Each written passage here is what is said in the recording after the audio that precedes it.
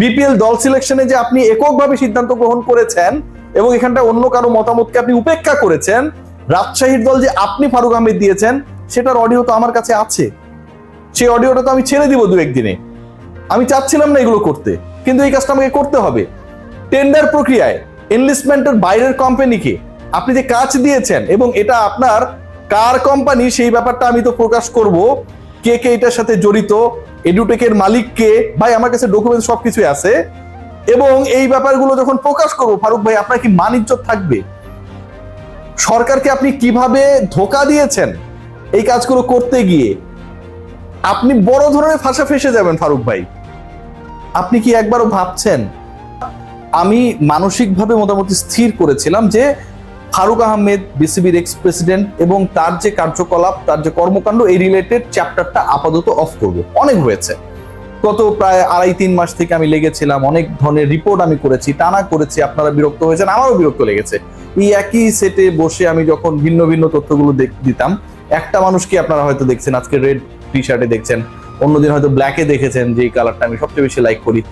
But ওই একঘেয়েমি রিপোর্টগুলো করতে আমার ভালো না লাগলেও করে গেছি। শেষ পর্যন্ত Faruque Ahmed he has been terminated from BCB and NSC. নতুন যে প্রেক্ষাপট তৈরি হয়েছে সেটা ফারুক আহমেদ চ্যাপ্টার আমি ক্লোজ করতে চাইলেও ক্লোজ করতে দিচ্ছে না। তিনি কোর্টে যাচ্ছেন, তিনি রিট করবেন, এরকম একটা সিদ্ধান্ত তিনি নিয়েছেন। তার শুভাকাঙ্ক্ষীরা যারা রয়েছেন তাকে সেটা বলেছেন যে ফারুক ভাই আপনাকে কোর্টে যেতে হবে এখন, এবং কোর্টে গিয়ে যেভাবে হোক বুলবুলকে সরিয়ে ফারুককে আবারও বিসিবি প্রেসিডেন্ট হইতে হবে। রিয়েলি এই মুহূর্তে ফারুক আহমেদ এবং ফারুক আহমেদের শুভাকাঙ্ক্ষী বা অশুভকাঙ্ক্ষী যারা রয়েছেন তাদের লক্ষ্যটা অনেকটা এরকম। আমিনুল ইসলাম বুলবুলের চ্যাপ্টার ক্লোজ করে কোর্টের রায় নিয়ে ফারুক আহমেদ আবারও বিসিবির চেয়ারে বসবেন, হট সিটে বসবেন। সামনে শীতকাল আসছে, সো ওই সিটটা অনেক বেশি আরামদায়ক তার জন্য হতে পারে। আলোচনা যেটা করছি এবং যে বিষয়টা আপনার সাথে শেয়ার করলাম রাইট নাও, এটা একদম 100% অথেন্টিক। তিনি খুব দ্রুততম সময়ের মধ্যে কোর্টে যাওয়ার সিদ্ধান্ত নিয়েছেন এবং সেখানটায় বাংলাদেশ ক্রিকেট বোর্ড, বিসিবি এবং একই সাথে ন্যাশনাল স্পোর্টস কাউন্সিল দুপক্ষের এগেনস্টেই তিনি রিট দাখিল করবেন। যেহেতু ন্যাশনাল স্পোর্টস কাউন্সিল ফারুক আহমেদের বিশৃঙ্খল আচরণের কারণে বিপিএল এ তার যে মিসম্যানেজমেন্ট সত্যানুসন্ধান কমিটি যেটা পেয়েছে, আচ্ছা বিপিএল এ ধরেন মনে করলাম এনএসসির কমিটি 2 নাম্বার, এনএসসির কমিটিকে বুলবুল ভাই অস্ট্রেলিয়ান ডলার দিয়ে হাত করে ফেলেছে, ধরেন এটা হইল যে ফারুকের এগেনস্টে রিপোর্টটা দিলে বুলবুল পরে প্রেসিডেন্ট হবে। আমরা যারা সবশেষ বিপিএলটা দেখেছি, বুকে হাত দিয়ে বলেন তো, আমরা যারা খেলা দেখেছি, আমরা যারা মাঠে ছিলাম, আমরা যারা রিপোর্ট করেছি, বিপিএলটা এরকম জঘন্য বিপিএল যেখানটা একজন বাস ড্রাইভার পর্যন্ত ক্রিকেটারদের কিট ব্যাগ আটকায় রাখে, যেখানটা একটা হোটেল মালিক হোটেলের কক্ষ থেকে বের হতে পারে না কারণ 21 লাখ টাকা মাত্র বাকি, যেটা দিতে পারে না।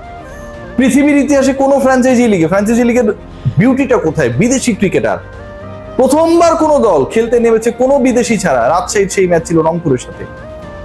এরকম একটা জঘন্য বিপিএল যেখানটায় ব্যাংক গ্যারান্টি পর্যন্ত প্রেসিডেন্ট নেন নাই, এরকম একটা জঘন্য বিপিএল, যেই বিপিএল এ মিসম্যানেজমেন্ট নিয়ে শাহিদ আফ্রিদির মতো সাবেক গ্রেট কথা বলেছেন। সত্যানুসন্ধান কমিটির কথা বাদ দেন, ফ্যাসিস্ট যে ডিরেক্টররা রয়েছে বিসিবিতে অনেকেই দাবি করছেন, তাদের কথাও বাদ দেন। বিপিএল কি ফারুক আহমেদ ঠিকভাবে করেছিলেন? তিনি তো এককভাবেই সব ডিসিশন নিয়েছিলেন, করেন নাই। এখন এই ফারুক আহমেদ বিপিএল ঠিকভাবে না করা, তার বিরুদ্ধে 8 জন ডিরেক্টর অনাস্থা দেয়া, বিশৃঙ্খলার কারণে এবং আন্ডার পারফরমেন্সের কারণে, তার বিশৃঙ্খলার কারণে জাতীয় দলের অবস্থা খুবই খারাপ। তাকে যে সরিয়ে দেওয়া হয়েছে এনএসসির ডিরেক্টরশিপের জায়গা থেকে, অর কাউন্সিলরশিপের জায়গা থেকে, সেটার এগেইনস্টে রিট করবেন। এবং লক্ষ্য খুব সিম্পল, যে আমিনুল ইসলাম বুলবুল তিনি গত 2 দিন হয়েছে প্রেসিডেন্ট হয়েছেন, দারুণ পরিকল্পনা তিনি শেয়ার করছেন আমাদের সাথে। তাকে সরিয়ে তিনি আবার ওই সিটে বসতে চান। হয় তিনি বসবেন, নতুবা বাংলাদেশে ক্রিকেট চলবে না। হয় তিনি বসবেন, নতুবা বাংলাদেশে ক্রিকেট ব্যান হবে। আইসিসি কে জানিয়েছেন, নালিশ দিয়েছেন, আইসিসি এখন পর্যন্ত কোনো ফিডব্যাক দেয় নাই অফিসিয়ালি। কাল পরশুর মধ্যে হয়তো আপনারা পেয়ে যাবেন। আমার সাথে কথা হয়েছে, গতকাল আমি আপনাদের শেয়ার করেছি। আইসিসির অবস্থানটাও ফারুকের এগেইনস্টে ক্লিয়ার কাট। যেখানকার মনোনীত তিনি কাউন্সিলর ছিলেন, তিনি যে বলছেন সরকারি হস্তক্ষেপ এবং সে কারণে তিনি কোর্টে যাবেন, ওই কাউন্সিলরশিপের মনোনয়নটা তো সরকারই দিয়েছে রে ভাই। বাংলাদেশ ক্রিকেট বোর্ড তার 2 জন ডিরেক্টর সরকার মনোনীত প্রতিনিধি হিসেবে ক্রিকেট বোর্ড অফ ডিরেক্টরসে ইনক্লুড করেছে। এই যে গঠনতন্ত্র, এটা আবার আইসিসি অ্যাপ্রুভ করেছে।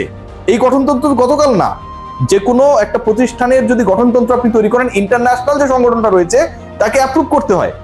সো বাংলাদেশ ক্রিকেট বোর্ডের গঠনতন্ত্র, যেটা আইসিসি নিজেই অনুমোদন করেছে, এবং অনুমোদন করা গঠনতন্ত্রে এটা রয়েছে যে যদি ইলেকশন হয় তাহলে 23 জন ইলেক্টেড হয়ে আসবে আর বাকি 2 জন সরকার বসাবে। আইসিসি অনুমোদন করছে এটা। তাহলে সেখানটা সরকারি হস্তক্ষেপের সুযোগটা কোথায়? সরকার তার প্রতিনিধি বসাবে না? সরকার তার প্রতিনিধি যদি পারফরমেন্সে খারাপ করে তাকে সরিয়ে নেবে না? কিন্তু সরকারের কল। ক্লাব যেমন তার প্রতিনিধি বসায়, এক্স ক্রিকেটাররা তাদের প্রতিনিধিকে নির্বাচিত করে, জেলা বিভাগ থেকে তাদের প্রতিনিধি নির্বাচিত হয়ে আসে, এনএসসি ন্যাশনাল স্পোর্টস কাউন্সিল তার প্রতিনিধি ঠিক করবে। সরকার তার প্রতিনিধি বসাবে বা তুলে নিবে, এটাতে সরকারি হস্তক্ষেপটা হয় কেমনে ভাই? ক্লাবের কাউকে যদি বহিষ্কার করা হতো, জেলা বিভাগের কাউকে বহিষ্কার করা হতো, মানতাম যে ঠিক আছে সরকার হস্তক্ষেপ করেছে। সরকার তার প্রতিনিধি বসাবে না। আপনি ইলেকশনে দাঁড়িয়েছেন, পোলিং এজেন্ট, আপনি আপনারটা ঠিক করবেন না, আরেকজন এসে ঠিক করে দিবে?